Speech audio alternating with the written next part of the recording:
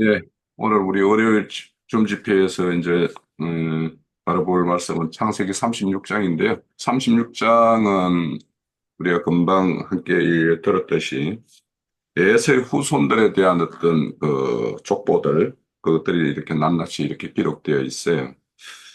그러면 이제 전체적인 흐름을 보면은 이제 이삭이 죽고 에서와 야곱이 함께 이렇게 장례를 치르고 그리고 이후에 이제 야곱의 12아들에 대해서 간단하게 어떤 소개가 있은 다음에, 그 다음에 이제 그 에돔, 에서의 족속들에 대해서 기록을 하고 있고, 37장에 가면은 바로 그 야곱의 어떤 약전이다라고 이렇게 말씀하면서 이제 쭉 이후에는 이제 그것도, 야곱의 약전이라고 하지만 요셉에 대한 어떤 이야기 중심으로 이렇게 이야기가 쭉 흘러가요. 몇개 적은 글이 보인가요?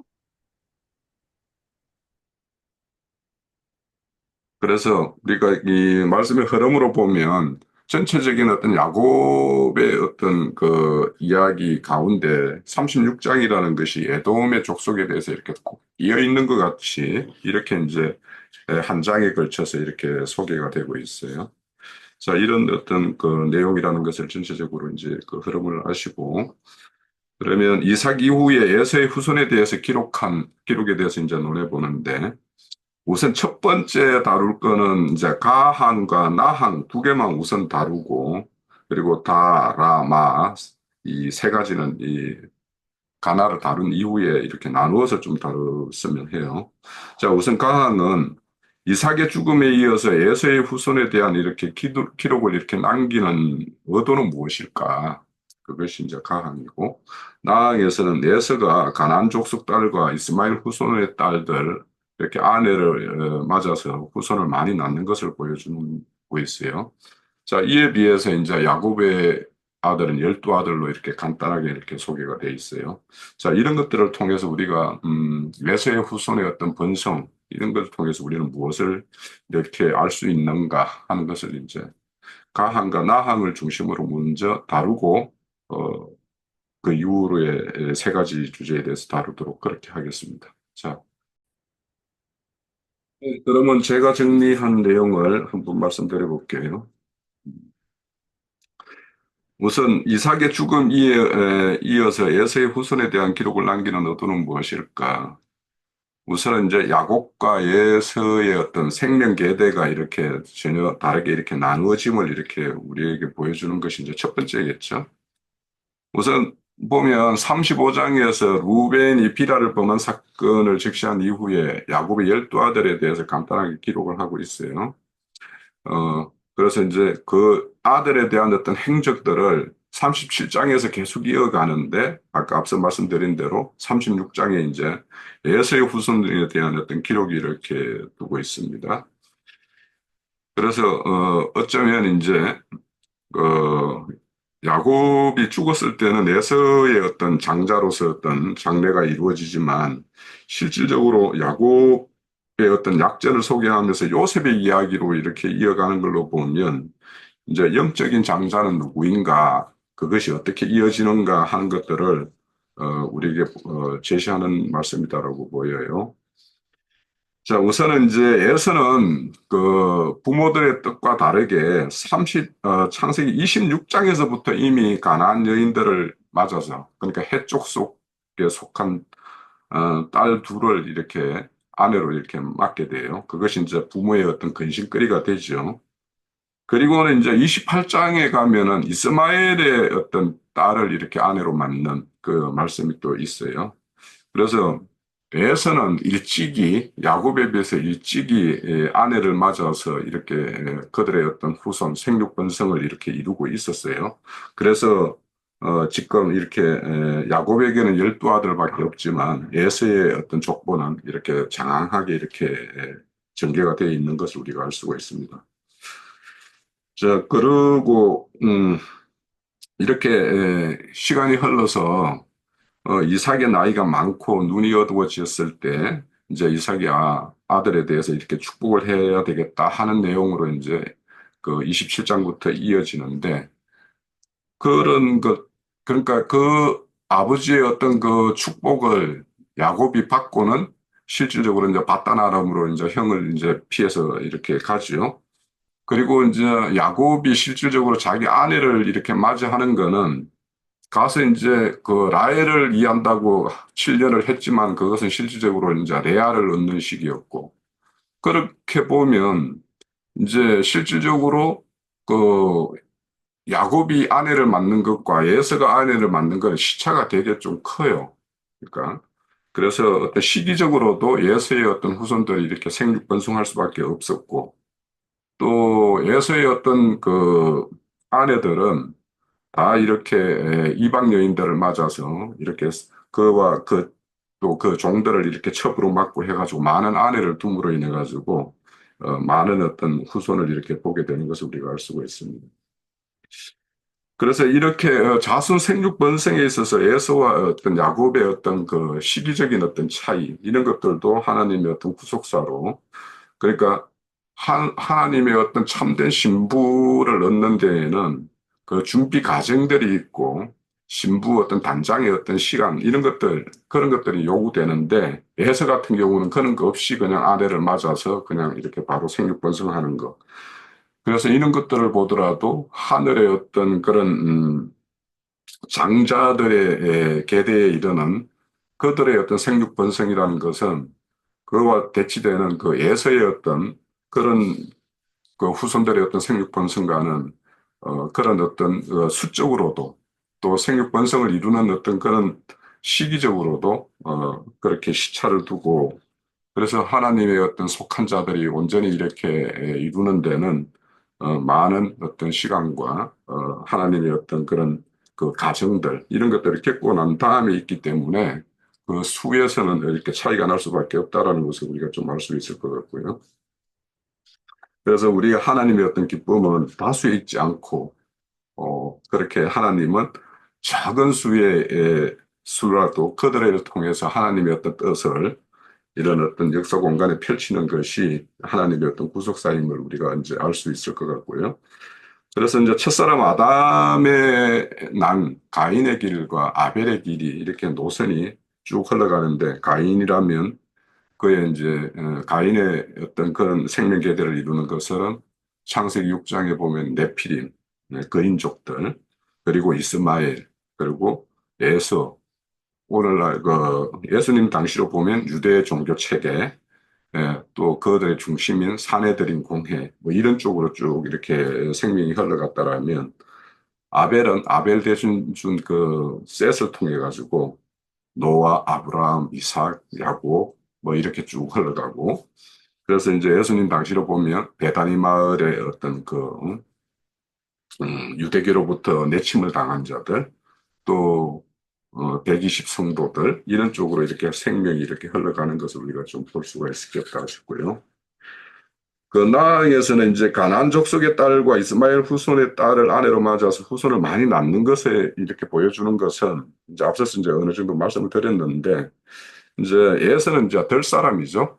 될 사람이 어떤 대표적인데 이 될 사람이라는 것은 하나님의 면전에서 이렇게 멀어진 자 그리고 이제 그에 비해서 이제 리브가 장막에 거하던 야곱 이렇게 대비되는 어떤 대표적인 인물인데 그래서 야곱 같은 경우는 어머니 장막 안에서 어머니의 어떤 지도와 인도를 받으면서 아버지의 어떤 축복을 받을 때 에, 자기 임의로 하지 않고 어머니의 인도에 따라서 형의 에서의 어떤 그런 분장을 하고 또 어머니가 이렇게 챙겨준 아버지의 음식을 좋아하는 음식을 가지고 가서 이렇게 축복을 쟁취합니다.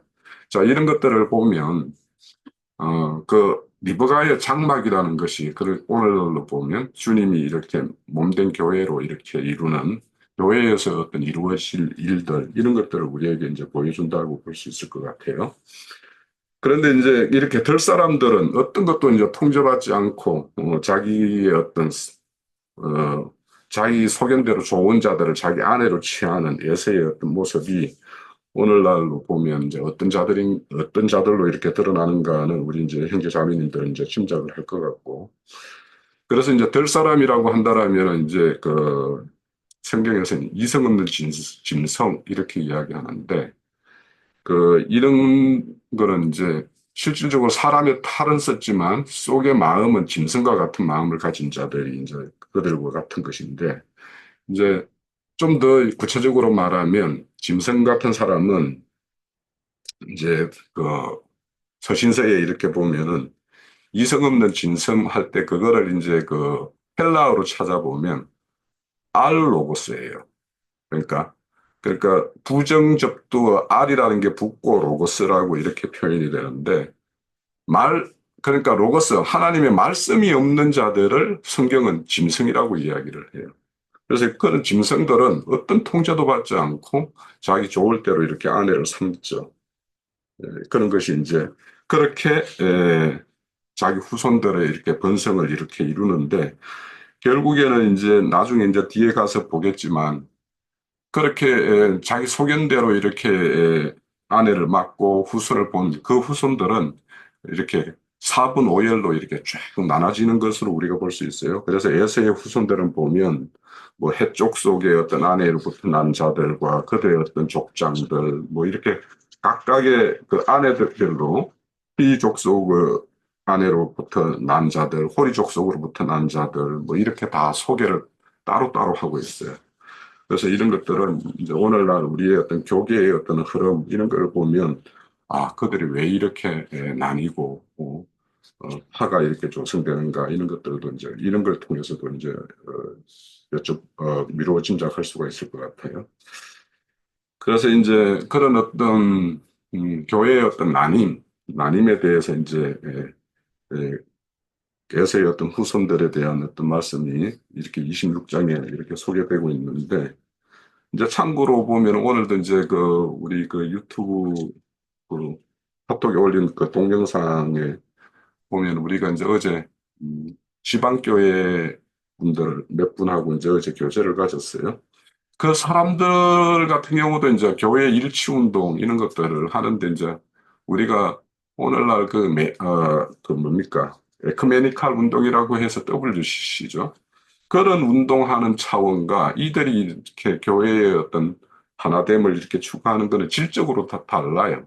그러니까 그 WCC 같은 경우는 뭐 천주교든 오늘날 기독교거든 뭐 그것이 또 장로교파든 뭐 교파와 아무 상관없이 그냥 있는 그대로를 이렇게 통합하자라는 것이 이제 그들의 어떤 것이라면, 이제 지방교회 같은 경우에는 이렇게 각자의 어떤 그런 교리를 중심으로 이렇게 나뉘는 것, 이런 것들이 결국에는 하나님의 몸을 나뉘는 것이기 때문에 그 교리에 대해서 되게 이제 이들도 그 문제의식을 가지고 있고, 그래서 그들의 어떤 이 하나됨의 어떤 운동과 이렇게 또 오늘날 그 종교계에서 일어나는 어떤 운동 이런 것들은 좀 차이가 있고, 그래서 우리도 이런 어떤 그 분파적인 어떤 그런 교회 이런 거에 대해서는 우리 교회도 이제 그런 어떤 문제의식을 가지고 있기 때문에 함께 그들의 어떤 생각과 이런 것들을 한번 나눠보는 것 좋은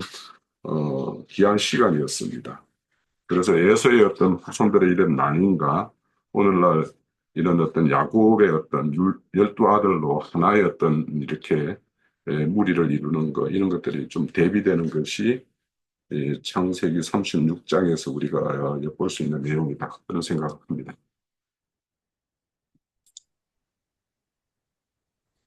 그 가번에 대해서는 저도 이제 형제님하고 많이 흡사한 것 같아요, 내용이. 이제 그런데 이제 여기에서 기록을 남기는 의도는 무엇일까 하는 그러한 질문을 하셨기에, 저는 이제 그 지난주 질문 3번에 아까 형제님도 이야기를 하셨지만 마항목에 이삭이 죽기 전에 야곱의 12아들들을 열거하는 의무의 질문이 있었던 것처럼, 야곱이 부모를 떠나 아내들을 만나고 자식을 두기까지 하나님께서는 그와 함께 하시며 관여하시어 하늘의 장성한 자 곧 영적 장자로 세우셨지요.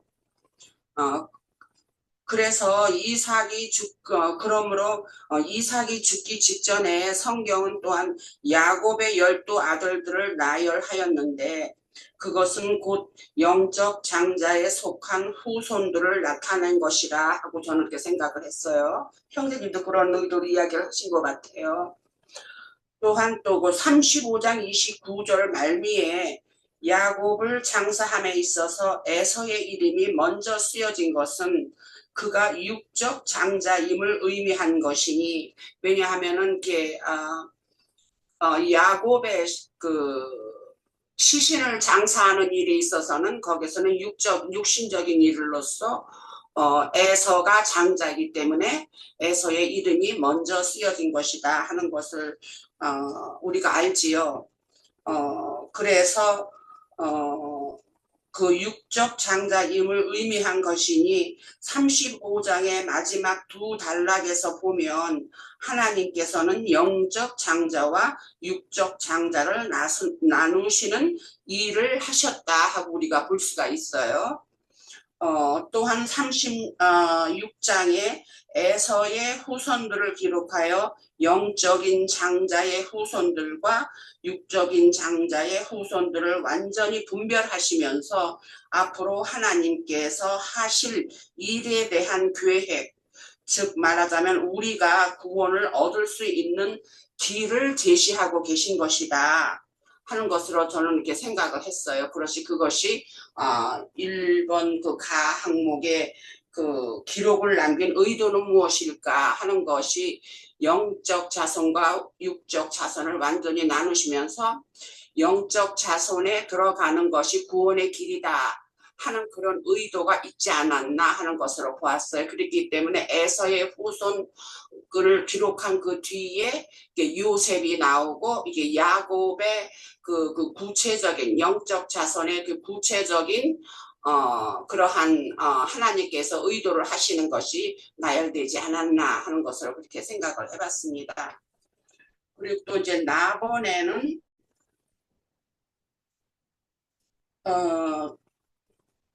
이제 그 이스마엘이나 가나안 족속 에서나 이제 그 이스마엘 후손의 딸들이 많이 번성하는 것을 질문을 하셨지요. 그래서 저는 이제 믿음의 조상인 아브라함의 두 아내, 말하자면 곧 종의 신분인 하갈과 자유 있는 여자인 사라가 있는데, 종에게서는 육체를 따라 낳고 자유 있는 여자에게서는 약속을 말미암아 낳으신 그런 말씀이 우리가 앞서 다 배웠어요. 그래서 그리고 또한 이사야서 54장 1절에 보면 하나님께서 말씀하시기를 잉태하지 못하고 출산하지 못한 너는 노래할지어다, 상고를 겪지 못한 너는 외쳐 노래할지어다.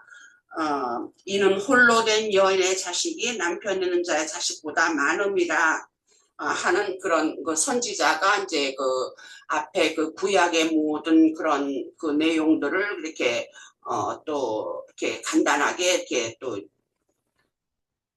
정리를 하는 그러한 차원에서 또 이렇게 예언도 하셨지요. 그래서 저는 이제 그것이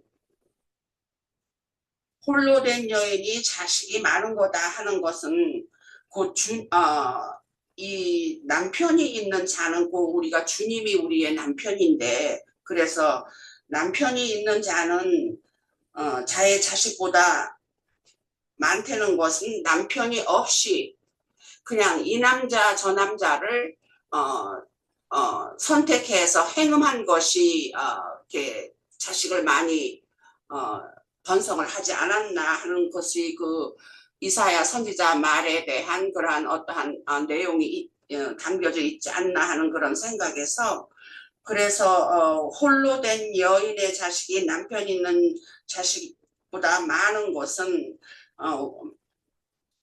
그러니까 주님의 구속함으로 말미암아 언약을 이루는 일은 많은 가르침과 연단으로 그리스도를 덧입는 그러한 훈련이랄까 단련이랄까 하는 것으로 말미암음이지만, 그렇지 않은 육체를 따라 사는 자들은 그리스도를 모르는 스스로가 원하는 대로 육체를 따라 음행을 하기 때문이다. 그러니까는 그저 육체가 원하는 대로 말하자면 에서도 이스마엘 여자를 먼저는 가나안 여자를 원하고 또 이스마엘 여자를 구하고 이렇게 한 것처럼 그것도 부모가 이렇게 근심하는 중에 그것을 그 내용을 확실히 파악을 못했던 거라고 저는 생각을 해요. 에서가 그랬기 때문에 이스마엘은 아브라함의 그 후손이니까 그러면은 그쪽하고 결혼을 하면 또 부모의 걱정을 더는 것은 아닌가 하는 그러한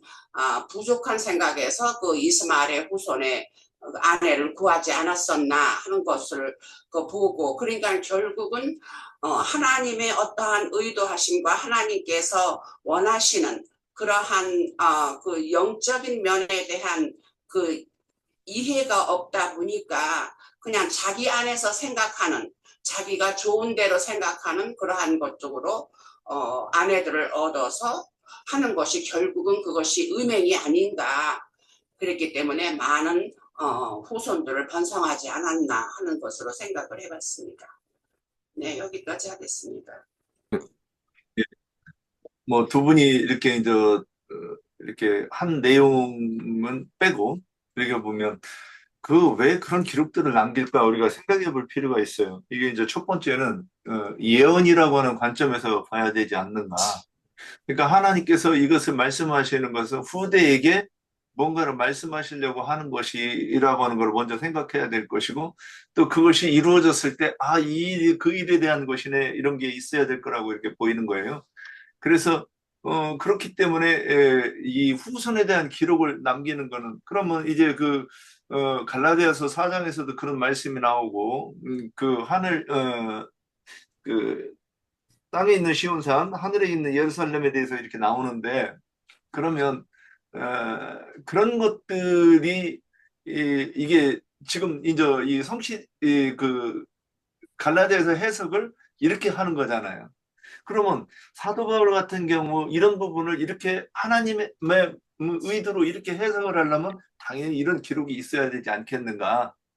그 다음에 요즘에 들어서 이렇게 보면 지금 이 족속들이 지금 중동 지역에 이스라엘 백성들을 둘러싸고서 끊임없이 전쟁을 일으키는 그 주변에 있는 그 이 이슬람권에 있는 사람들 다 이 사람들인데 그러니까 이런 것들을 이렇게 보면 이제 그때의 그 설명이 왜 이렇게 자세히 있는가? 우리가 여기에서, 그 하나님의 음성을 들을 수 있게 하기 위해서 이런 기록을 남긴다. 이런 생각이 들었고요.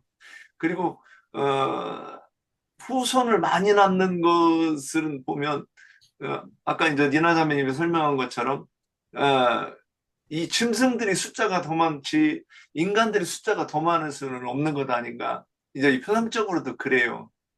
그런데 대적의 권세가 대적의 숫자가 더 많고 세력이 많아서 진리의 후손들을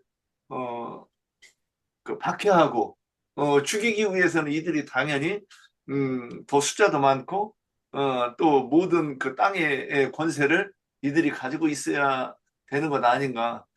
그래야 하나님이 말씀하신 그 예언이 이루어지기 위해서 그리고 또 이루어졌을 때 봐라. 이것이 성경에서 말하는 하나님의 경륜이 이렇게 이루어지는 것이다. 이렇게 하고 설명하려면 이런 것이 있어야 되지 않겠는가. 그래야 세상 나라가 주와 그 그리스도의 나라가 되는 것에 대한 것을 우리가 이렇게 설명할 수 있지 않겠는가. 이런 생각이 들었습니다. 다음 진행할게요. 그 다음에는 이제 이삭의 죽음 후에 두 아들의 소유가 많아짐으로 인해 가지고 함께 거주할 수가 없어서 에서는 이제 그 세일산을 거주지로 삼아서 이제 떠났다라고 이렇게 말을 해요. 그래서 그 에서가 자신의 어떤 거처로 삼은 세일산이 갖는 그 의미가 무엇인가에 대해서 좀 나눠보고요. 그리고 이제 에서의 후손들 그 아내마다 낳은 그 족장들을 소개하고 있어요. 크게 보면 이제 뭐 한 세 가지 정도로 이렇게 나누어서 이렇게 설명을 하고 있어요. 36장에 보면. 그런데 이에 반해서 이제 야곱의 아들은 이제 12아들로 이렇게 통칭해서 이렇게 표현을 하고 있어요. 그래서 이런 것들을 통해서 우리에게 보여주고자 하는 것은 무엇인가? 우리는 또 이를 통해서 어떤 것을 알 수 있는가 하는 것과 그리고 마지막으로 이스라엘을 다스리는 왕이 있기 전에 에돔은 왕들을 두어서 이렇게 다스렸다라고 이렇게 표현을 하고 있어요. 이런 것들을 갖는 의미에 대해서 좀 살펴봅니다. 자, 시작을 할게요.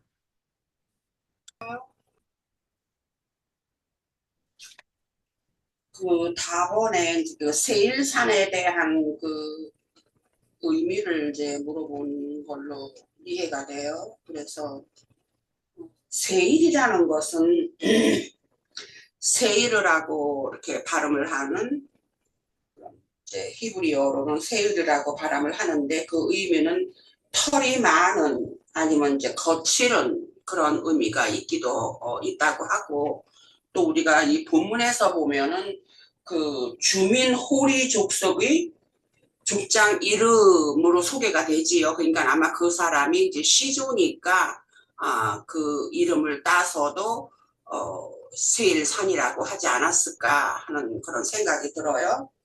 그랬기 때문에 그 족장의 이름으로 쓰여진 그 세일이라는 것이 결국은 문자적인 어떤 의미는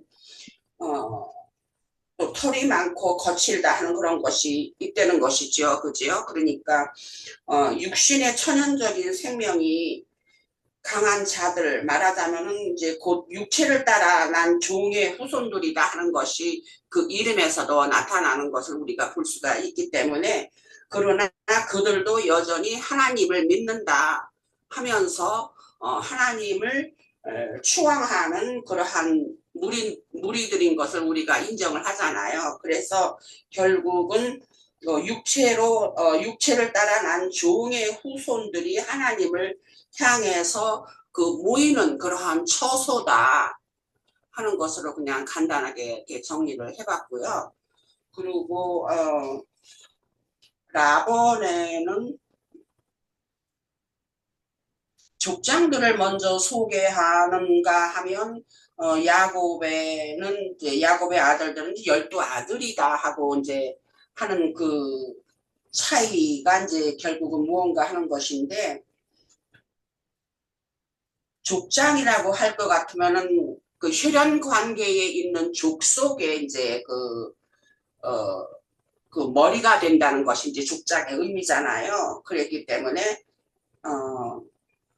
육체를 따라서 이어진 혈연 관계자들 중에 머리를 상징하므로 즉 땅에 속한 기업을 표현하는 명칭이라 저는 그렇게 간단하게 생각을 해봤어요. 족장이라는 것은 이라면 아들은 한 생명을 받은 말하자면 예수님께서 부활하실 때에 너는 내 아들이라 내가 오늘 너를 낳았다 하신처럼 하늘 아버지와 같은 생명인 영원한 생명을 가진 자의 그 온전함을 이룬 그런 온전함을 이룬 아들들을 의미함이 아닐까 그렇게 구분을 한다면 그래서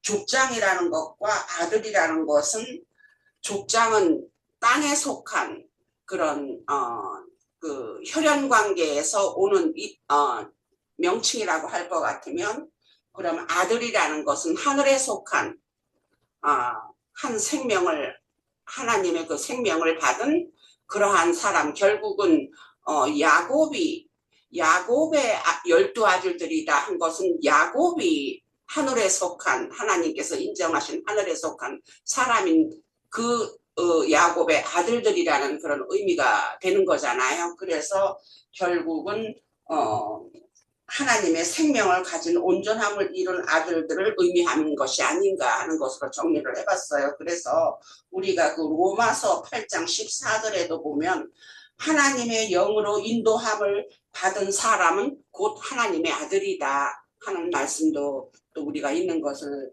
볼 수가 있어요. 그리고 마본까지 다 하는 거죠. 그 에돔의 왕, 이스라엘을 다스리는 왕이 있기 전에 에돔의 왕들을 통해서 다스렸다는 것이 가지는 의미 했는데 그 에돔의 왕들은 그 앞서 말한 것처럼 육체에 상관되는 에서의 후손들이잖아요. 그 에돔의 그 시조는 에서니까 이므로 하나님으로부터 어떠한 가르침과 연단이 필요 없이 자기 뜻대로 능력대로 삶으로 말미암아 강한 자는 그 어느 땅에 왕이 될 수 있었어요. 그랬기 때문에 있었으리라 생각이 되고 이스라엘은 하나님께서 상관하심으로 하나님께 의뢰하고 하나님께서 허락하신 즉 하나님의 기름 부음을 받아야 왕이 될 수 있는 그러한 하나님께서 정하신 어떠한 법칙대로 왕이 될 수 있는 그러한 것이 결국은 그 이스라엘의 그 왕이 될 수 있는 조건이잖아요. 그랬기 때문에 이것은 이제 우리가 어떻게 생각을 할 수 있냐면 곧 옛사람 안에는 죄가 왕노릇을 하고 새 사람 안에는 그리스도가 왕노릇함과 같지 않나 하는 그런 쪽으로 생각을 해봤습니다. 네, 여기까지 하겠습니다. 네, 또 이어갑니다. 예. 예, 이제 이렇게 떠나는 것에 대해서 이제 이렇게 몇 번 나오는데요. 그 성경에서 보면 가인이 이제 그 땅에서 쫓겨나서 에덴 노 땅으로 가는데 결과는 같아요. 그러니까 믿는 자들의 어떤 그들과 함께 할 수 없고 따로 그 하나님의 낯을 피해서 가는 것이 지금 오늘 이 내용이 아닐까 이런 생각이 들어요. 그래서 가인이 그 땅에서 쫓겨나가지고 노 땅으로 가서 그 에녹성을 세웠다고 하는 내용도 지금 같은 영적 흐름으로 봐야 되지 않는가. 그 다음에 롯이 아브라함을 떠날 때의 그 이유가 무엇이겠는가. 뭐 가축이 많아가지고 서로 그러니까 그 앞에서 다툰다는 얘기가 나오잖아요. 그러면 거기서 다툰다고 할 때 뭘 가지고 다투겠는가. 그러니까 한 편이면 다툴 이유가 없잖아요. 그러니까 내가 말하는 것이 그리고 만약에 같은 그 혈통이고 종족이고 우리가 같은 편이라고 하면 모질라면 나눠 먹는 것이지 다투는 게 아니란 말이죠. 표상적으로 세상 이치로 봐서도. 근데 다퉜다고 하는 것은 뭐가 다르느냐? 정신세계가 다르고 생명이 다르기 때문에 그들이 다툰 것을 표상으로 그렇지 않겠는가?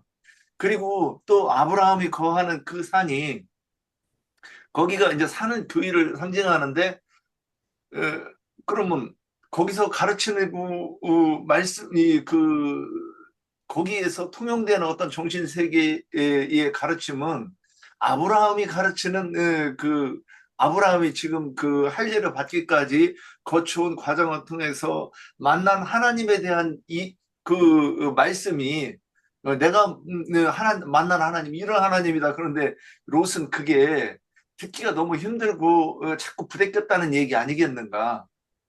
그래서 보니까는 그 요단 들판을 그래서 다퉜고 그 다투니까 아브라함이 볼 때 그 그리스도와 벨리알이 어찌 조화를 이루며 화평할 수 있겠습니까? 그러니까 아브라함이 우리 여기서 이제 갈라지자. 지금 이거는 우리도 만일 예전에 있었던 일이고 수원에서 아무개가 저기 해가지고 다른 가르침을 해가지고서는 서로 토론하자고 그러면 뭐 쥐말만 하고 가버리고 뭐 막 이런 일이 있었다 그런 얘기를 해요. 근데 거기에서 그러면 쥐말만 하고 다 따로 나가면 뭐 여기 있던 사람들은 듣기만 하고 할 말도 못하고 그러고 오는 그런 근데 왜 그러느냐는 거죠.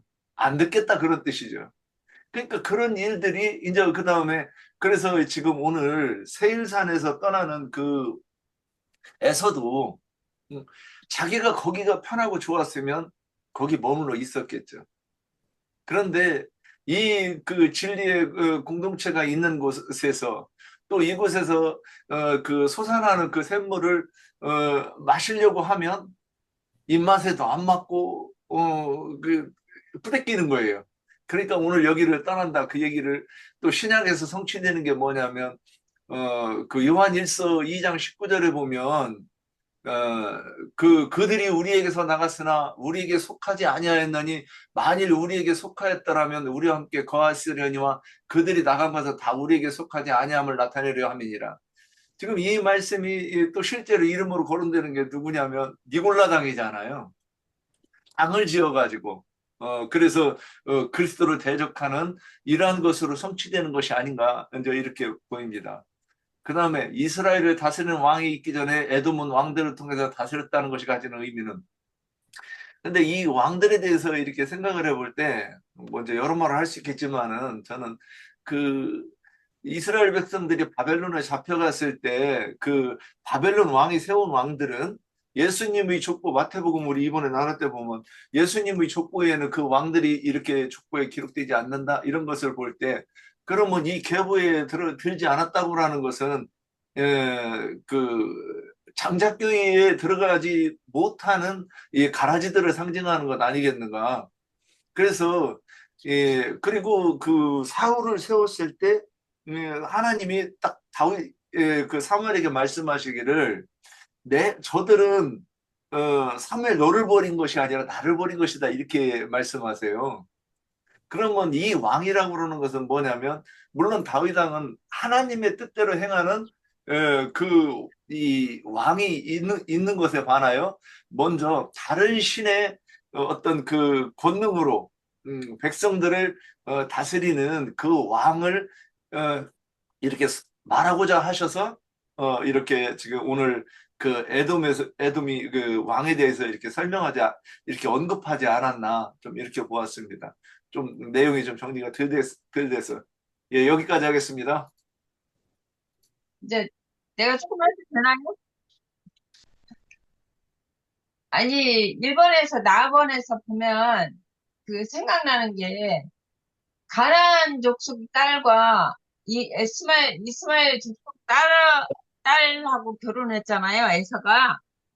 이게 가나안 족속들은 그 노아 방주 때 그 노아가 이제 포도주를 먹고 이제 벌거벗은 상태로 잠이 들었는데, 이제 노아가 그 나중에 그 작은 아들 함에 저기 한 것을 알고 이제 나중에 그 저주를 했잖아요.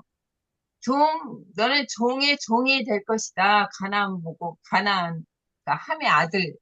그리고 이제 그 이스마엘 족속도 이제 하갈의 자녀이기 때문에 종이거든요. 이게 종은 하늘의 기업을 받을 수 없고 땅의 기업만 받을 수밖에 없어요. 이게 이들은 종이니까 영원히 하나님의 기업에 참여할 수 없다는 것을 이제 그거를 좀 느꼈고, 나는 이제 다 뭐 여기 순서대로 하지는 못하겠네. 여기 아까 저기 그 소유가 많아서 서로 갈라섰다고 했는데, 아까 뭐 인양재님도 창세기 에, 로스 얘기했는데, 그 아브라함이 그랬어요. 아브라함의 그 종들이 서로 롯의 종하고 아브라함의 종하고 서로 다퉜다고 그랬거든요. 그들이 수가 많아서 같이 과할 수 없듯이 롯이 아브라함이 내가 자하면 나는 우하고 네가 우하면 나는 자하겠다. 네가 먼저 택하라. 그러니까 이제 롯이 소야성을 바라본즉 그 하나님의 에덴 동산 같기도 하고 애굽 땅 같기도 했다고 그랬어요. 물이 넉넉한 게 소화성을 약간 소화성을 택했잖아요. 그러니까 땅에 속한 사람하고 하늘에 속한 그 장자교회는 함께 할 수가 없는 것이죠. 네, 그런 거고, 이제 왕들에 대해서 보면은 아까 그 왕이라는 것은 주님이 오셨을 때 그 그 에서한테서 그 에돔의 왕을 통해서 다스렸다. 이스라엘이 왕이 나오기 전까지는 이게 사복음서 보면은 헤롯 왕이 나오잖아요. 헤롯 왕은 그 에돔 족속인데, 이게 주님이 참 영적인 주님이 오시기까지는 헤롯이 왕노릇 했었어요. 이스라엘 백성들을 다스렸고, 그때는. 나중에 이제 주님은 그들은 육적 왕 노릇을 했고 주님은 영적 왕이시잖아요. 그러니까 로마서에 보면은 이렇게 내가 잠깐 볼게요. 로마서 5장에.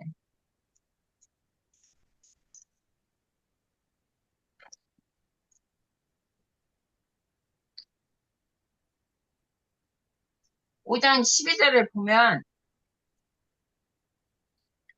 그러므로 한 사람으로 말미암아 죄가 세상에 들어오고 죄로 말미암아 사망이 들어왔나니 이와 같이 모든 사람의 죄를 지었으므로 사망이 모든 사람에게 이르렀느니라. 죄가 율법이 있기 전에도 세상에 있었으나 율법이 없을 때는 죄로 여기지 아니하였느니라.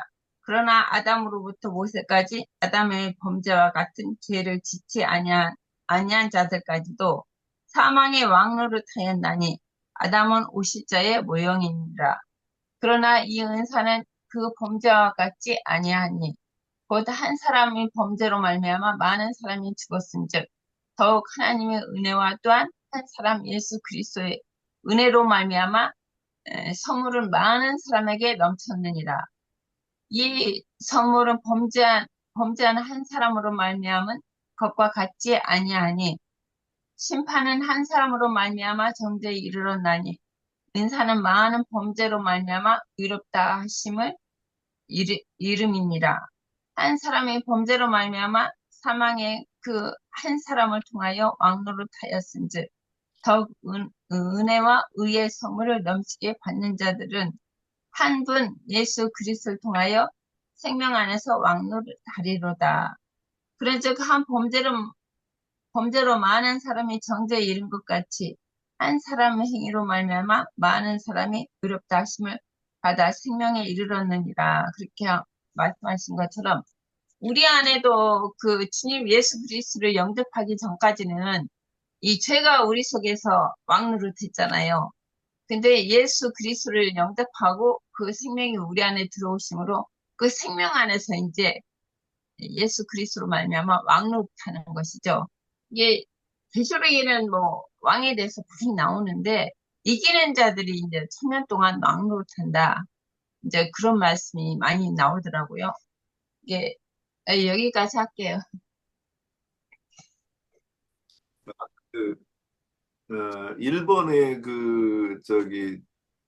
에서의 후손들, 뭐, 딸들에 대한 그 이야기가 그 야곱의 아내들에 대한 이야기가 나오잖아요. 야곱의 아내들이 의미하는 것이 우리가 이제 뭐, 이 기억력이 뭐 제가 딱 이렇게 설명할 수 있으니까 구약의 참된 교회, 구약의 종교회, 뭐 신약의 참된 교회, 신약의 종교회 이렇게 나누잖아요. 이와 같이 에서의 아내들도 그 아말렉을 낳는 그 호릿 사람들이라든가 뭐 이런 그 호릿 사람의 딸들에 대한 의미가 있지요. 이건 뭐냐면 완전히 그 요즘 그 신앙으로 저는 이렇게 묵상을 해봐 이렇게 해석하면 맞나? 이제 그런 부분이 뭐냐면 우리가 기독교계에서도 순복음 같은 그런 거는 오직 그 물질의 복 같은 것만 얘기하잖아요. 그러니까 뭐 성경에 대해서 얘기하는 거 일체 없어요. 그냥 우리 목사님이 뭘 하겠어 이런. 그러니까 그들의 신은 좀 기독교 중에 좀 천박하지 않은가 좀 이런 생각이 들어요. 그러면 이게 누구냐면 그 호리 사람의 딸들이 딸들로 표현되는 그 교회 유대교 교회를 유대교 교회 중에서도 어떤 그 헤롯당 같은 사람들 헤롯 왕을 따라가지고 이 어떤 그 헤롯 왕이 뭐라고 해서 무조건 쫓아가는 그런 정신 박약아들 같은 그런 종교인들이 있을 것이고 또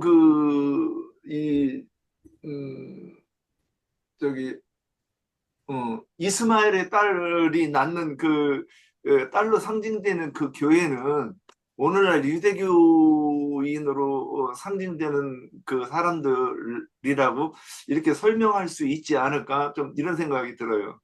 그래서 거기 또 아들들, 뭐 사람들, 가축들, 재물들 이런 것들이 있는데 뭐 가축과 재물들은 교인들을 상징하는 것일 것이고 그래서 그 아들들도 어떤 종교 체계에서 자리를 차지하고 있는 어떤 교황이나 이런 것들을 총회장 이런 사람들로 상징되는 것 아니겠는가? 그리고 거기 사람들은 저기 이렇게 목사 신부 이렇게 그 층계를 나눠가지고 이렇게 내려오면서 이런 구조를 이렇게 말씀하고 있지 않은가? 이렇게 여기까지 이렇게 보충 좀 하고 싶었습니다. 예. 네. 자, 제가 그 정리해 본 내용을 말씀드릴게요. 이세기 죽은 이후에 두 아들 그 소유가 많음으로 이렇게 거주지를 이렇게 딸리 하는 어떤 그런 모습은 저는 이제 이것을 볼 때 이제 제가 예전에 첫 교회에 몸담았던 교회가 있고 두 번째 몸담았던 교회가 있어요. 그러니까 첫 번째 몸담았던 교회는 이제 지하교회에 있다가 지상교회를 이렇게 갔는데 내가 두 번째 몸담았던 교회가 그 지하교회가 옮겨간 그 교회 틀을 이제 좀 성도가 많고 하니까 지하교회에다가 이렇게 넘기고 다른데 이제 큰 이제 이런 예배당을 지어서 이렇게 옮겨갔어요. 그러니까 결국에는 그 이삭과 야곱이 함께 저게 뭐가 야곱과 에서가 함께 이렇게 그 했던 공간이 이렇게 좁으니까 그 어떤 전체적으로 보면 야곱이 어디로 이렇게 이주한다 해서 에서의 어떤 그런 많은 그 어떤 소유를 수용할 수 있는 그런 공간이 안 되니까 에서가 아마 떠났을 것이다라는 생각이 들어요. 저도 이제 그런 어떤 우리 과거 내가 몸담았던 교회의 어떤 그런 교회 집회 장소를 이렇게 옮겨간 어떤 그런 것들을 보면 그렇지 않았을까 이런 생각이 들고 우선 그런 것들로 보면은 이제 에서의 후손들이 생육 번성을 확실하게 이렇게 더 번성시키는 어떤 그런 것들을 볼 수 있겠다 이런 생각이 들어요. 그래서 이제 하나님께서 이제 우리의 어떤 구속사 운행에 보면 결국에는 한 무리가 이렇게 이루어지면 꼭 이게 나뉘어요. 우리 이제 건기름 붓는 집도 보면 지속적으로 그게 나누어져 왔어요. 그러니까 뭐 떨어져 나갔다라고 해야 될지 어찌 해야 될지 모르겠지만 그렇게 하나님은 이제 그렇게 어떤 다수를 이렇게 원하는 것이 아니라 아주 그 소수를 원한다라는 것도 그런 걸 보아서도 이제 우리가 이렇게 알 수가 있는데 그렇게 어떤 에서의 어떤 계보와 야곱의 어떤 생명 계보가 이렇게 나뉠 수밖에 없다라는 것은 뭐 우리가 어떤 그 신앙의 어떤 관점, 뭐 어떤 추구하는 어떤 가치, 뭐 이런 것들이 전혀 다르기 때문에 이제 결국에 나눌 수밖에 없는 어떤 그런 것도 있겠지만 하나님의 어떤 구속사는 지속적으로 이렇게 우리 인간 생각에서는 통합을 이렇게 이야기하지만 하나님은 더 올곧한 것들로 이렇게 계속 이렇게 이루어가는 어떤 그런 모습도 이렇게 보인다 이런 생각이 들고요. 그리고 이제 이렇게 생명 세계가 이렇게 나뉘어지는 것은 우리가 잘 알다시피 하나는 생명에서 생명으로 이렇게 나아가는 것이 있는가 하면 다른 하나는 사망에서 계속 사망으로 이렇게 나아가는 어떤 그런 측면이 있기 때문에 그래서 그들은 생명과 사망이라는 것이 이렇게 공존할 수 없기 때문에 결국에는 이렇게 나뉠 수밖에 없다라는 것을 우리가 이제 알 수 있겠고 또 이렇게 한 면으로는 이제 그렇게 나뉘는 것이 있고요. 그러니까 생명과 사망은 그러면 생명에 속한 자들끼리는 또 서로 연합하고 함께 이렇게 더 찾고 연대하는 한 측면이 저는 있다고 생각해요. 사망은 사망끼리 서로 연대하고 모이고 생명은 생명끼리 이렇게 연대하고 모이는 거. 그래서 이제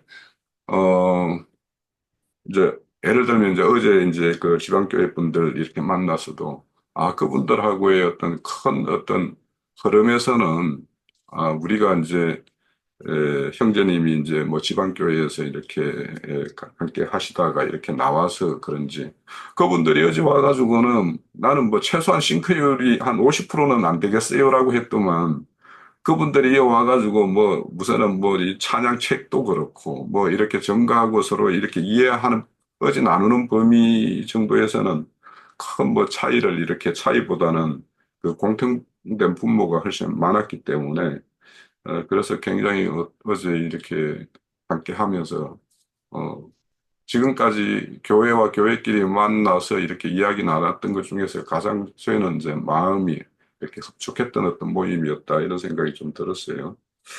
그래서 그런 것처럼 생명은 생명끼리 서로 이렇게, 서로 연합이 이루어지고, 그래서 생명과 사망이라는 것은 나뉘어질 수밖에 없고, 또 생명과 생명끼리는 서로 연대하고 함께 모일 수밖에 없다라는 것이 또 하나님의 어떤 구속사의 어떤 한 면일 것이다라고 생각이 들어요. 그래서 앞서서 이제 뭐 세일이라는 말의 의미는 이제 그 우리 자매님께서 이제 말씀을 주셨는데, 그 호리족 속의 그 세일산이 원래 호리족들이 이렇게 거처하던 곳을 에돔이 에서가 가서 그들을 쫓아내고 거주지를 삼은 것이거든요. 그러니까 그 어떤 세일이라는 어떤 그것이 나중에는 이제 에돔이라고 이제 물론 이제 이름이 바뀌기도 하죠. 그래서 그런 어떤 그 호리 족속들이 있었다라는 거. 그래서 이제 가나안 족속을 쫓아내고 그들의 땅을 이렇게 자신의 어떤 거처로 삼는다라는 측면에서 보면 나중에 야곱의 후손들이 그 예루살렘의 그 시온산을 중심으로 이렇게 거처로 이렇게 정하는 것과 같이 에서 또한 그 호리 족속을 쫓아내고 그 세일산으로 이렇게 중심으로 이렇게 모이는 것이 이제 어떤 겉으로 드러나는 모습은 똑같아요. 그렇지만 이제 그들이 추구하는 어떤 그런 것들로 보면 나중에 이제 어 야곱의 후손들이 이제 출애굽해서 이제 각 약속의 땅으로 나아갈 때 그들의 진로를 이렇게 막는 일이거나 또 이제 그 남유다가 이렇게 뭔가 외세로부터 이렇게 침해를 받을 때 오히려 그들 편에 서서 함께 이렇게 남유다를 이렇게 침해하는 일에 했거나 뭐 이런 것들 때문에 이제 우리가 잘 알다시피 그 오바디아서에 보면 뭐 야곱은 불이 되고 요셉은 불꽃이 된다라고 해서 그들을 완전히 살라버릴 것이다라고 하는 것처럼 나중에는 이제 철저히 원수 나라가 되죠, 에돔하고는. 이와 같이 어떤 신앙세계에서의 어떤 에돔에 속한 자들과 야곱 같은 경우는 이제 이스라엘로 이제 변모가 되죠. 그래서 이제 그 아들들도 실질적으로는 이제 이스라엘에 속한 아들들이 되기 때문에 에서의 어떤 후손과는 전혀 이렇게 다르기 때문에 이제 열둘로 이렇게 표현한다라고 이제 저는 그렇게 생각이 되어져요. 그래서 이제 라반에 그 보면은 이제 그들의 어떤 그 예서의 족장들을 이렇게 세 부류로 이렇게 크게 보면 이제 소개를 하고 있고 야곱의 아들은 그는 12아들로 이렇게 26장 이후 36장 이후 37장부터 이제 계속 이제 이렇게 말씀을 전개해 가는 걸로 보면 그렇게 예서의 어떤 족속들의 어떤 것들은 그 크게 세 부류, 세 아내가 있죠. 가나안 족속 있고 또 이스마엘의 아내도 있고. 그걸 크게 보면은 이제 이스마엘 아내까지 하면은 이제 네 아내가 되는데 내가 똑같이 가나안 족속의 어떤 세 아내, 이스마엘 딸에 의한 한 아내 이렇게 해가지고 크게 보면 이제 네 아내가 되고 그 중에서 이제 그들의 어떤 각자마다의 어떤 족장을 이렇게 계속 소개를 해요. 그래서 이런 것들을 보면 오늘날 어떤 종교계의 어떤 교파로 나뉜과 또 교파 안에는 또 노예라는 어떤 그 모임으로 또 나뉘는 어떤 그런 것들로 이렇게 에서의 후손들은 이렇게 나뉘는데 그들은 결국에는 이제 그 아내들이 전혀 다른 어떤 이질적인 어떤 아내들이었고 또 그에 속한 이제 아들들마다의 어떤 자기 주장들이 이렇게 있기 때문에 그것이 이제 오늘날로 보면 그들이 주장하는 교리 뭐 이런 것들이 되겠죠. 그런 걸로 인해서는 이렇게 나뉘는 걸로 이렇게 나타나는 것과 같은데 그래서 오늘날 교파교회의 어떤 그런 것들이 결국에는 에서의 어떤 그런 생명의 어떤 흐름이 이어받은 것으로 이렇게 저는 보입니다. 근데 이제 야곱의 아들이 이제 열둘로 이렇게 표현되는 거 우리가 잘 알다시피 뭐 3의 수와 4의 수로 이제 많이 표현을 하죠.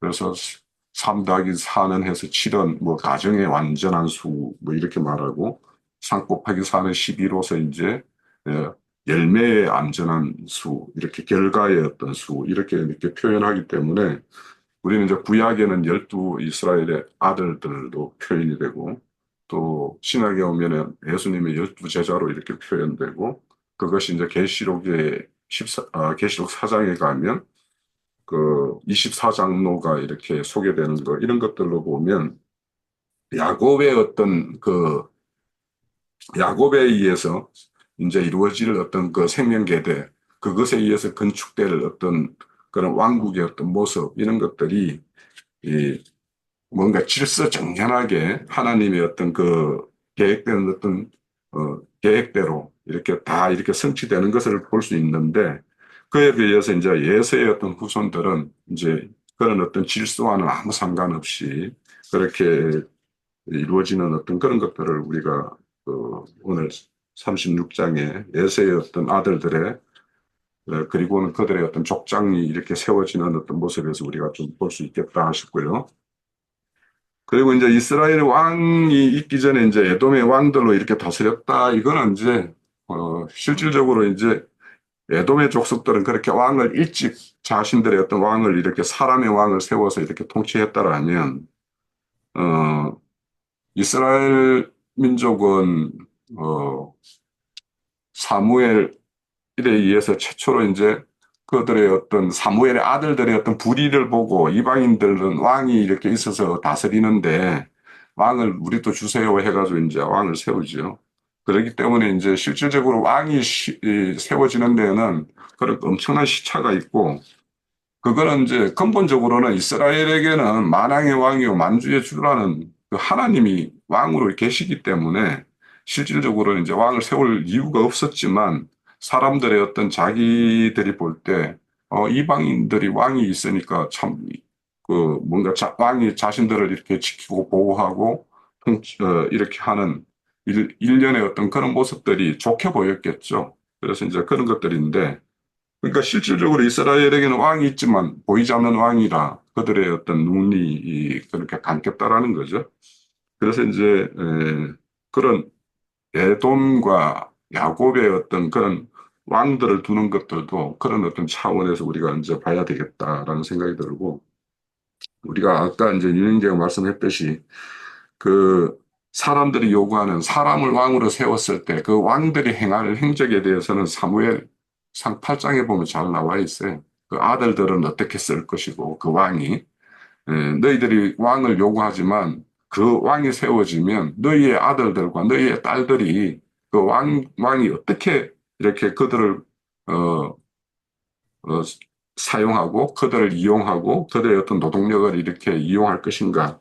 그래서 최후에는 너희들이 그 왕으로 인해서 나에게 부르짖을 때 난 너희들을 용서하지 않겠다. 이런 말씀도 이제 이렇게 나와요. 그래서 그 하나님께서는 사람을 왕으로 두는 것이 하나님의 뜻이 아니었음을 이제 그렇게 밝히고 있고, 이제 그 이미 한번 세워진 어떤 그런 왕정 체계를 통해서 하나님은 그러면 하나님의 어떤 그 참된 왕이 어떻게 너희들에게 이렇게 왕으로서 이렇게 통치하고 이루어져야 하는가 하는 것을 실질적으로 이제 왕들에게 이렇게 당부하는 내용이 신명기 17장에 나와 있어요. 그래서 그 왕들에게 너희들은 하나님을 경외하는 것을 배우고 너희들은 늘 그 규례와 뭐 이렇게 하나님의 어떤 율법의 말씀들을 잘 지켜 행하라 이렇게 이제 부탁을 하죠. 그러면서 너희들 형제들 위해서 이렇게 교만하게 행해서 하나님의 어떤 노를 사는 일에 대해서 이렇게 굉장히 경계로 이렇게 주시는 말씀이 있죠. 그래서 그런 것들을 통해서 그러니까 하나님은 사람의 어떤 요구가 불이하지만 만약에 하나님이 그걸 들어서 이렇게 수용을 했다라면 그 수용한 그 체계를 가지고 하나님은 또 다른 어떤 더 하나님의 어떤 본래의 어떤 뜻을 이렇게 깨우치게 하고 배우게 하고 하는 어떤 수단이 쓰기 때문에 그래서 하나님의 어떤 속한 자들이 저는 그런 것들을 가끔 생각을 해요. 하나님의 속한 자들이 본의 아니게 하나님 앞에서 이렇게 하나님의 뜻과 거슬리는 일을 이렇게 행할 수 있어요. 그렇지만 그 일을 통해서 하나님은 더 큰 교훈으로서 이렇게 깨우침을 주는 어떤 그런 것들을 이렇게 베푸시는 어떤 기묘자이기 때문에 그래서 우리가 하나님의 어떤 교훈이라는 것은 우리의 어떤 부족함이 있다 하더라도 그 부족을 통해서도 더 어떤 교훈하시는 분이기 때문에 이런 나중에 야곱의 어떤 후손들도 왕을 두게 되지만 그 왕들을 통해서 하나님을 이렇게 보게 하고 하나님의 어떤 통치를 알게 하고 하는 수단으로 이렇게 하는 것을 우리가 알 수 있습니다. 자, 그래서 이 에돔 같은 경우에는 이제 사람을 왕으로 둠으로 인해 가지고 사람에 의한 통치, 그래서 하나님의 뜻과는 아무 상관없기 때문에 이제 최종적으로 나중에 보면 그 형제인 나라 야곱에게 이렇게 원수로 이렇게 행하는 것을 우리가 볼 수가 있고 그런 어떤 그 에돔의 어떤 후손에 대해서 하나님의 어떤 그 진노를 오래 참으시지만 끝내는 이제 그들을 이렇게 하나님의 어떤 엄중한 어떤 심판으로 행하시는 어떤 이런 것들도 우리가 함께 볼 수가 있습니다. 36장의 내용은 사실은 이제 단순하게 어떤 계보의 어떤 그런 내용이라서 우리가 더 어떤 내용을 이렇게 살펴봐야 될지는 모르겠으나 뭐 이쯤이라도 좀 부족하지만 36장 내용을 살피고 오늘 형제님께서 이제 뭐 몸이 안 좋으시다고 그러는데 그래서 참석을 못하니까 나가셨어요. 예, 근데 여기 그 저기 선생님, 윤영현님 네 뭐냐? 하세요. 예전에 그 우리 뭐 수원에 있는 그 아무개 김아무개가 이렇게 교회가 분리돼 가지고 해서 나가가지고 가판 차렸다 뭐 좌판 차렸다 그런 얘기를 우리가 좀 들었어요. 근데 우리가 이제 금기름 붓는 집에 오면 우리가 성령을 받았기 때문에 다 여기 와 있다고 우리가 일단 치잖아요. 저는 그게 아닌 것 같아요. 제가 볼 때는 그게 아닌 것 같아요. 어떤 혼적 추구하는 마음이 있어도 여기에 좀 앉아 있을 수 있을 거라고, 있는 것 같아요. 근데 문제는 듣는데, 여기서 말씀을 들을 때, 저는 에레미야 6장인가, 에스겔서 6장인가에 보면, 여호와의 앞에서 본 것이 없이 말하는 것은 가증 아니라, 이런 말씀이 있어요. 그러니까, 누구냐면 선지자예요. 선지자는 항상 그러잖아요. 여호와의 말씀이 이러하시니라 그거는 그 성령의 그러니까 하나님의 영이 계시가 있을 때 그 계시가 있어야 선지자가 말을 하는 거란 말이에요. 그리고 말을 할 때는 뭐라고 하느냐? 여호와의 말씀이 이러하시니라 들으라 이스라엘아 그래가면서 이제 말씀을 한단 말이에요. 근데 그 계시가 없이 말하는 선지자 거짓 선지자가 있다는 거예요. 그래서 저기 그 예전 그 우리가 사사기인가에서 볼 때 그 늙은 선지자가 젊은 선지자를 나도 선지자라 그래가면서 거짓말을 해가지고 그걸 죽음의 길로 몰아가는 것을 볼 수 있었지 않습니까? 근데 금기름에 붓는 집에 오면 다 성령을 받은 것인가? 제가 보기에는 그건 아니라고 보는 거예요. 그런데 여기 와서 이제 말씀을 들을 때도 이제 여러 가지 유형이 있는 거예요. 근데 사도행전 1장 8절에서 보면 그 성령을 받아야 권능을 받고 권능을 받아야 땅끝까지를 내 증인이 된다고 이렇게 돼 있어요. 근데 사람들이 여기 와서 보면 그러니까 저도 이렇게 보면 어렸을 때나 뭐 저기 할 때나 항상 누군가를 판단을 해요. 그래서 여기서도 뭐 이렇게 못마땅하고 눈에 거슬리고 왜 그러냐면 나의 기준이 있기 때문에 그렇다라는 거죠. 근데 시간이 지나다가 보니까 이게 이제 이런 생각이 드는 거예요. 한 집안에 형제들이 있으면 이제 어린아이들은 그거 뭐 어린아이 집밖에 할 수가 없는 거죠. 근데 나이 먹은 형이나 누나들은 다르잖아요. 그 띵땅도 받아주고 그리고 그 아이가 뭘 해달라고 그러면 할 수 있으면 해주려고 하고 자꾸 뭔가 공급해 주려고 부족하지 않게 해주려고 하는 게 형의 마음이라는 거예요. 근데 그 동생들이 말도 안 되고 막 이 엉뚱하게 땡깡을 써도 형들은 좀 줘받기도 그러는데 누나 같으면 달래고 어르고 막 이래가면서 하는 그런 거를 우리가 이제 세상에서 볼 수 있어요. 이게 뭐냐면 나이가 먹은 사람들은 지금 제가 이제 이렇게 성령부터 이제 했었는데 그러면 어떤 사람은 진짜 성령을 받고 또 혼의 구원을 이루어서 장성을 한 사람이 있고 교회 안에 그렇단 말이죠. 그리고 스스로 장성한 줄로 착각하는 사람도 있고, 그리고 전혀 아직 성령이 받았는지 안 받았는지도 모르는데 매너치나 똑같다고 사는 사람들이 있는 것 같아요. 이렇게 항상 어떤 단체든지 그런 것 같아요. 근데, 이제 제가 뭐 어떤 거를 보느냐면, 전 나영재님한테 막 화가 날 때가 있어요. 뭐 틀리고 엉뚱한 소리 했는데도 그걸 참고 들어줘요. 저는 조금만 틀리는 얘기를 하면 막 속에서 불이 나가지고 그거 알려주려고 막 붙잡고 멱살 잡고 막 얘기하고 싶은데 나영재님께서는 그거를 한 5년 동안을 엉뚱한 소리를 했는데 지난번에 집회할 때 한 가지 또 얘기할 때 그때 화가 확 나더라고. 진작에 얘기해 주시지. 이제 와서 그러실까. 근데 이제 한번 화가 났고 또 한 번 이 얘기가 또 있었어요. 그래서 제가 한 번은 이렇게 그 집회 중에도 나여전히 노골적으로 좀 이렇게 좀 빈둥거리는 식으로 인내심도 많아야 되고 그랬던 적이 있어요. 그래도 안 해주셔. 뭐 틀리면 바로 얘기해 주시면 좋을 것 같은데. 그랬는데 이제 이게 시간이 지나고 나서 보니까 참 대단하시다 이런 생각이 이제 드는 거예요, 저는. 근데 뭐냐면 저도 이제 이렇게 생각하면 처음에는 나보다 먼저 30년이나 있었는데 왜 말을 저렇게 하지? 왜 행동을 저렇게 하지? 진짜 이해가 안 돼가지고 한참 갈등을 했었어요. 근데 시간이 지나고 나서 보니까 이해가 돼요, 이제. 그럴 수 있는 거구나. 시간 문제가 아니구나.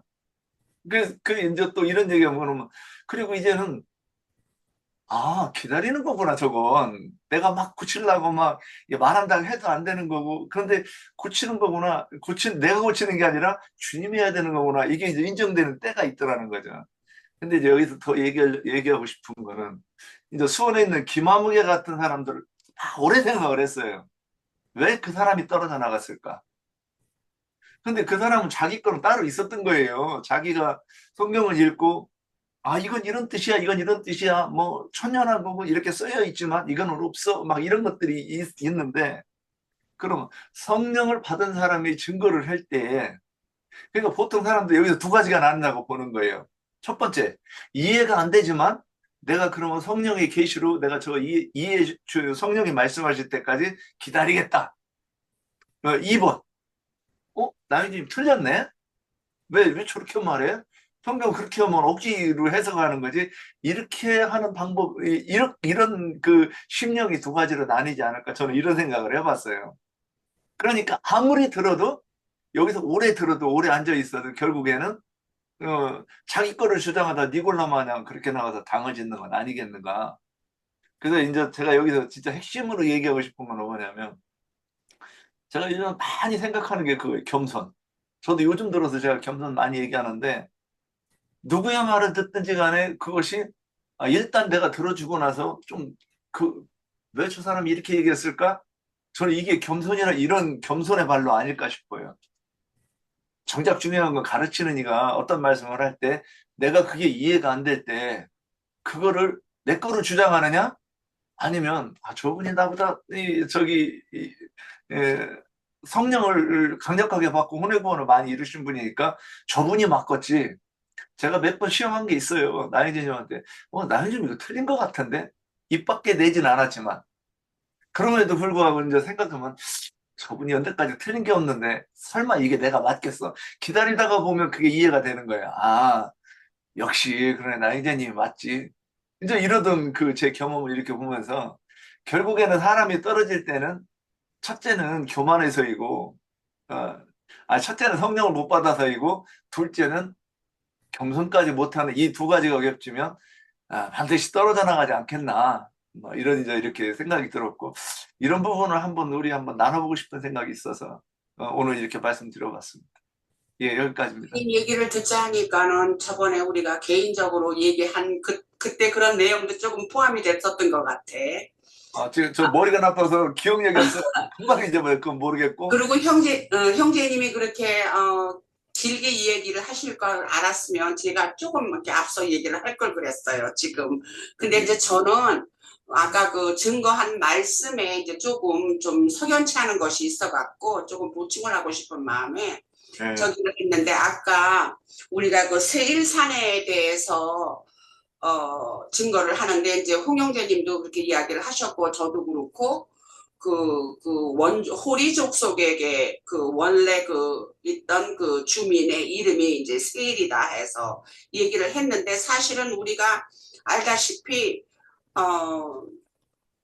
에서도 털이 많은 사람이잖아요.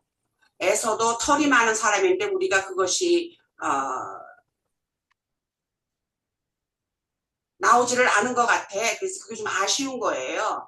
그래서 에서도 사실은 털이 많은 사람이고 그래서 에서가 자산이 많아져서 재산이 많아져서 세일산으로 갔다 한 그것은 벌써 에서 자체도 털이 많은 사람이면서 하나님께서 그래서 호리 족속이 세일산에 먼저 있었지만 하나님이 벌써 그렇게 의도를 하신 것이다 하는 것으로 생각이 들어지는 것이 있는 거예요. 그래서 결국은 하나님께서 털이 많은 에서를 세일산으로 그렇게 분배를 하신 것이다 하는 것이 좀 증거가 나오지가 않아 갖고 좀 아쉬운 그런 것이 있어 갖고 그것을 보충하고가 싶었고 그리고 또한 마본에서도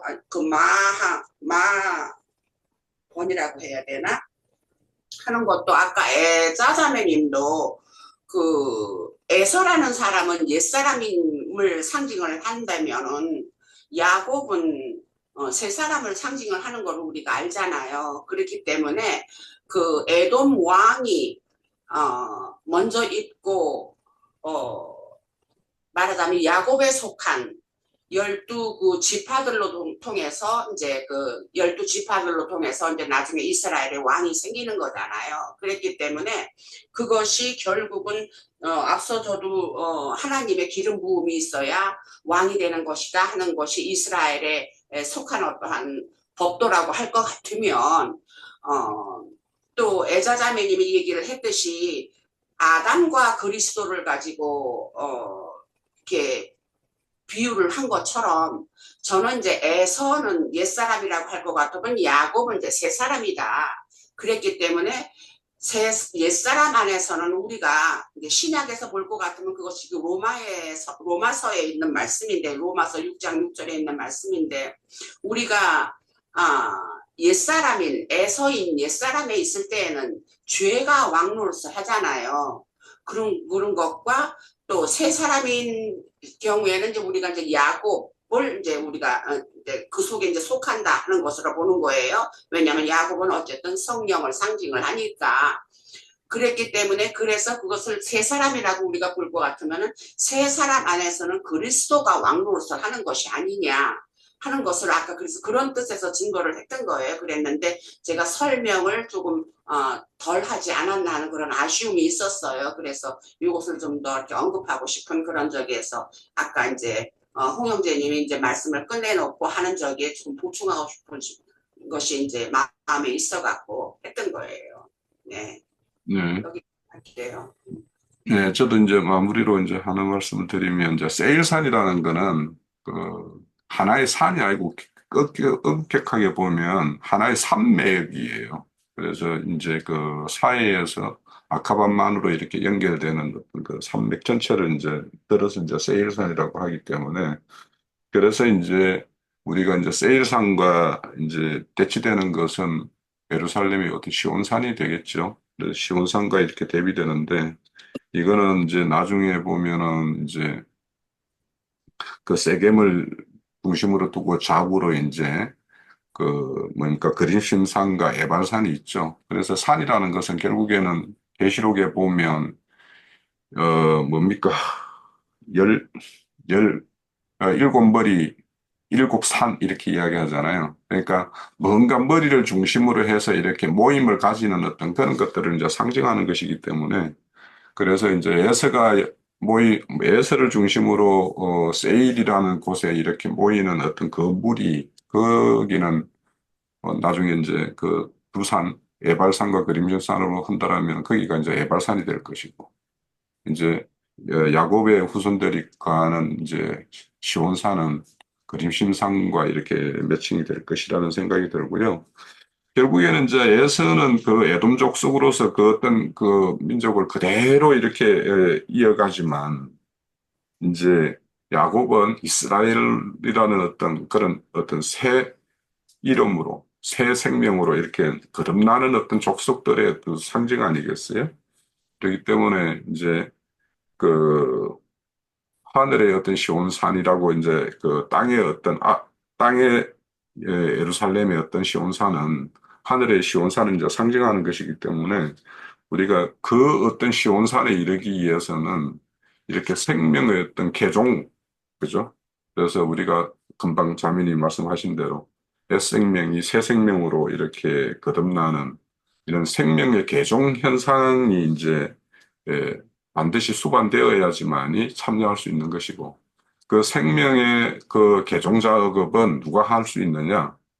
생명의 주관자이신 분만 유일하게 할 수 있는 것이죠. 그래서 우리가 이런 그 오늘 에서와 야곱 그리고 그들의 거처인 세일산과 야곱의 후손들이 거하는 그 시온산과 이런 것들을 이렇게 배치시켜 본다라면 어떤 생명이 어떤 생명으로 어떤 산으로 이르게 되고 어떤 생명은 어떤 산으로 이르게 되는가 하는 것들을 이렇게 병치시켜 보면 될 좋겠고 그 어떤 수라는 거는 그 아까 현재님 말씀 들을 때 그렇죠. 사람은 보편적으로는 하나를 놓지만은 물론 쌍둥이도 놓고 뭐 몇 쌍둥이도 놓긴 하지만 짐승들은 그 하나 놓는 게 있는가 하면은 막 야, 하는 뭐 열매 10여 마리도 막 한꺼번에 놓는 것이 이제 이 짐승 세계이기 때문에 그래서 그 어떤 생육과 번성에서의 어떤 그런 육적인 생명의 어떤 번성에서는 이제 비교가 안 되는 거죠. 그래서 그렇지만 이제 속생명은 그렇게 나기가 어렵다라는 거예요. 그래서 뭐 아까 형제님 중에 그 어떤 무리에 속해 있다 하더라도 그들이 다 여기에 속한 어떤 생명을 가진 자인가 뭐 그거에 대해서는 우리가 뭐 판단을 할 수가 없죠. 그러니까 여기 있어 우리 무리 속 우리에 속한 어떤 무리에 이루고 있었으면 그들도 우리와 같은 생명을 가진 자라고 이렇게 일단은 봐줘야지. 아, 저거는 아닌 것 같아. 저 형제, 저 자매는 아닌 것 같아. 라고 말을 하면은 좀 그거는 좀 어려운 문제가 생기겠죠. 그래서 그거는 우리가 더 지켜보고 뭐 주님도 그 밭에 주님이 씨 뿌린데 뭐 가라지 씨를 누가 붙어 뿌리는 사람이 있다듯이 뭐 우리 모임이라고 해서 여기에 뭐 가라지가 없으리라는 뭐 장담할 수는 없죠. 그렇지만 누군지를 모르니 뭐 그냥 우리가 그렇게 봐주고 주님도 우리에게 너희가 뽑을 생각 말으라고 했으니까 그렇게 가면 되겠지.